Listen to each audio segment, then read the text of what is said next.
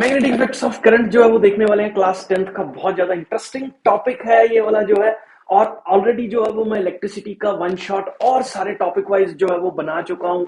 Carbon compound जो है वो आ चुका है, पीरियोडिसिटी जो है वो आ चुका है। तो ये टॉपिक जो है वो फिजिक्स के अंदर मैग्नेटिज्म टर्म 2 के अंदर जो है वो हम लोगों के पास यूजुअली गिवन है। और इसको हम लोग जो है वो समझने वाले हैं कि किस तरह से जो है वो इलेक्ट्रिसिटी या करंट के किसी वायर से पास होने पे मैग्नेटिज्म का जो है वो जनरेशन होता है।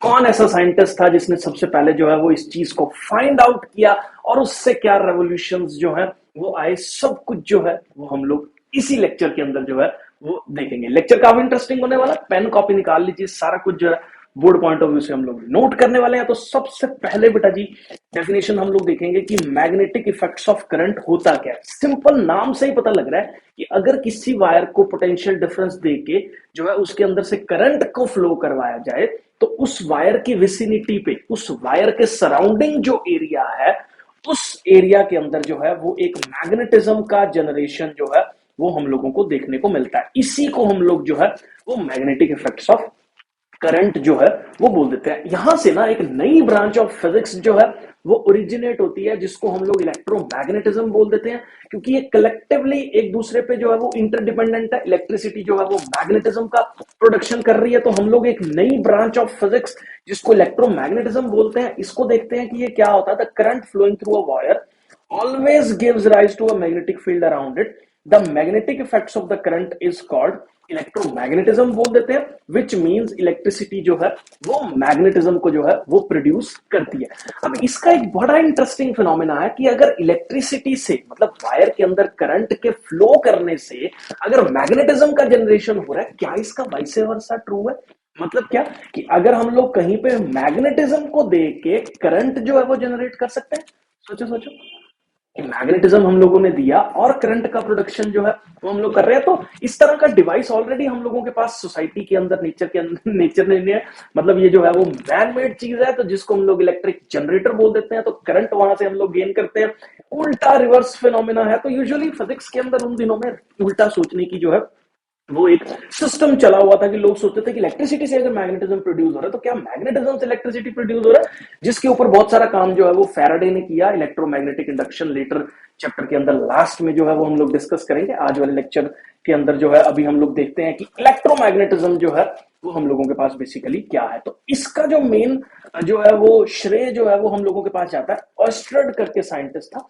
बहुत सारी ब्यूटीफुल चीजें जो है ना फिजिक्स के अंदर एक्सीडेंटली जो है वो डिस्कवर की गई है। ठीक है, तो ये यूजुअली उस टाइम पे मान लो इलेक्ट्रिसिटी पे जो वो वर्कआउट कर रहा था, तो इसको कंपस बहुत ज्यादा पसंद थी। जो मैग्नेटिक कंपस उन दिनों में डायरेक्शंस फाइंड आउट करने का काम जो है वो करती थी, वो काफी पसंद थी। तो इसने ला के कंपस अपने एक्सपेरिमेंट वाले टेबल के ऊपर जो है वो रख दी।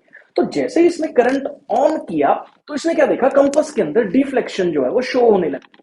ठीक है, तो अब ये एक्सीडेंट ही था ना, उसने लाके कंपस वहां पे रखी, उसने देखा कंपस जो है वो डिफ्लेक्ट कर रही है। तो वहां से अपने को उसने ये रियलाइजेशन किया कि यार मैं तो करंट इस वायर के अंदर से डाल रहा हूँ और ये तो मैग्नेटिज्म बहुत सही प्रोड्यूस हो रहा है, कंपस जो है वो डिफ्लेक्ट कर रही है। फिर उसने बहुत सारे सीरीज ऑफ एक्सपेरिमेंट्स उसी कंपस और जो है वो करंट के साथ करके अपनी थ्योरी जो है वो दी, जिसके अंदर उसने ये देखा कि करंट को रिवर्स करके देखा तो जो निडल थी वो उल्टी डायरेक्शन में घूम रही थी, सीधा करंट फ्लो करवाया तो अलग डायरेक्शन में जो है वो घूम रही थी।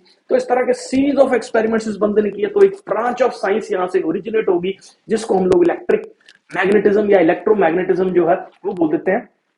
इस एक्सपेरिमेंट से पहले लोग ये सोचते थे कि इलेक्ट्रिसिटी एक अलग फिनोमिना है और मैग्नेटिज्म जो है वो एक अलग फिनोमिना है, लेकिन ये दोनों फिनोमिना एक दूसरे के साथ को रिलेटेड है, इंटर रिलेटेड है।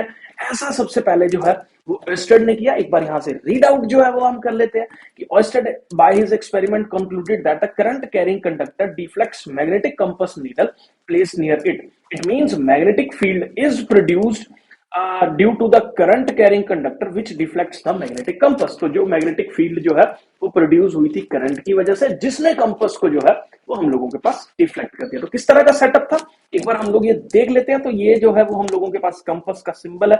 तो कंपास इस तरीके से जो है वो पड़ी हुई है। यहां से जो है वो हम लोग करंट पास कर रहे हैं इस बैटरी के अंदर से।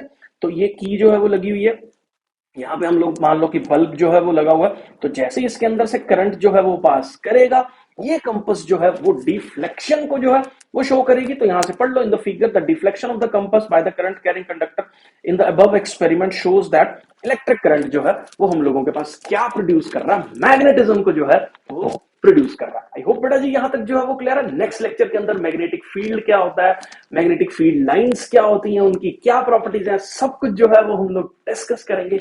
बने रहिए, चैनल को सब्सक्राइब कर दीजिए ताकि आपके पास, और नोटिफिकेशंस को जरूर ऑन कर देना ताकि आपके पास जो है सारी नोटिफिकेशंस टाइम पे आती रहे। चलिए बेटा जी मिलते हैं नेक्स्ट लेक्चर में। Thank you, thanks a lot.